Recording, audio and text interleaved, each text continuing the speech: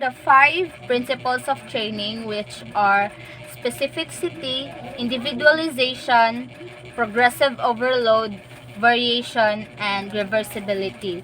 So, in order to get the maximum of your training, you need to apply the 5 key principles of training. So, these are what I've said earlier: specificity, individualization, progressive overload, variation, and reversibility. So what is individualization? I mean specificity, the first one. Specificity is your goal has to be specific. You are setting out to achieve. For example, you are running. You need to focus on running, not on jogging, because you are setting your goal in running. You are running and you are supposed to focus on that goal. And that's what you call specificity. You need to be specific on your goal.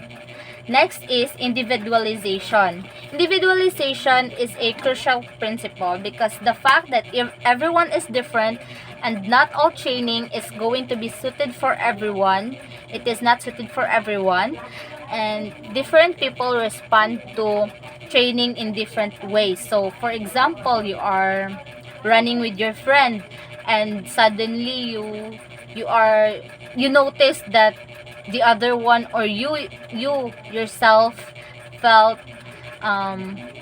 kapoy, or you are tired because but the other person is still running. It is because that each person um, each person is different. Each person kanang mo respond sila into training into different ways.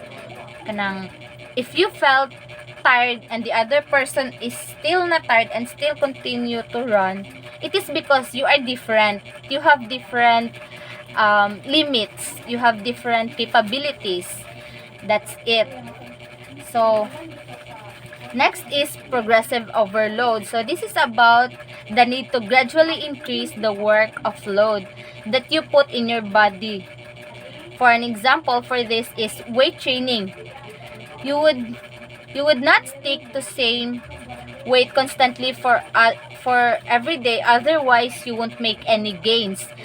So if you stick into example, you are training your muscles or your strength, and you are still sticking to that example, you are lifting weights that is weight for 10 kilograms, and every day and the next week you are still lifting 10 kilograms. There is no gain because you are not safely increasing the weights. You are not gaining anything. You are maintaining, you are constantly training, but you are not gaining any strength because of the amount of the weight that you are lifting. So, in progressive overload, you should safely increase the amount of the weights you are lifting in order to gain the strength that you need, that you acquire, that you desire to have. So, that's what you call progressive overload. In order for you to increase your strength, you need to safely increase the weight that you are lifting. So, last but not the least, fourth is variation. This adds the excitement of your routine because it will keep you motivated and makes your exercise fresh.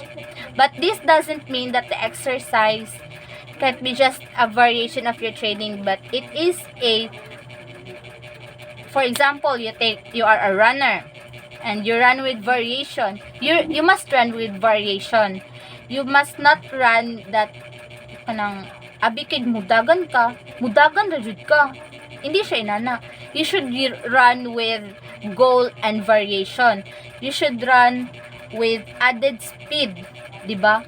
It is a variation already in changes of speed, in addition of speed. So, it has variation. It has difference on your other patterns of running. So, last but not the least is reversibility. Overtraining is very common problem and comes about when you don't get enough rest during your training schedule. So you are overdoing, you overdo it, thinking and making your goals working out by more. So other people tend to misunderstood that when you work harder, when you train harder, you will gain more. It is not like that, because when you train more, it often results to adverse results. Sometimes it has um, negative results like that. So this could have adverse effects. So with the correct amount of training and the right rest, you will get overload, which leads to the increase in performance.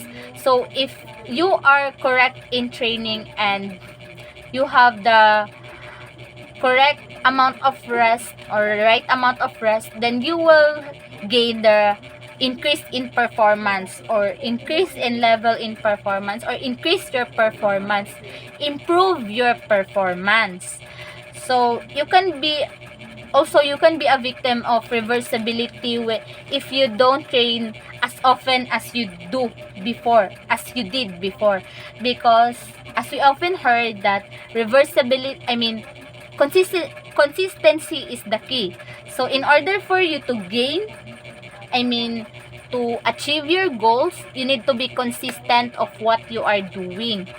So now I will end the report saying that consistency is the key, because if you are consistent, you will gain what you want. Thank you, and God bless.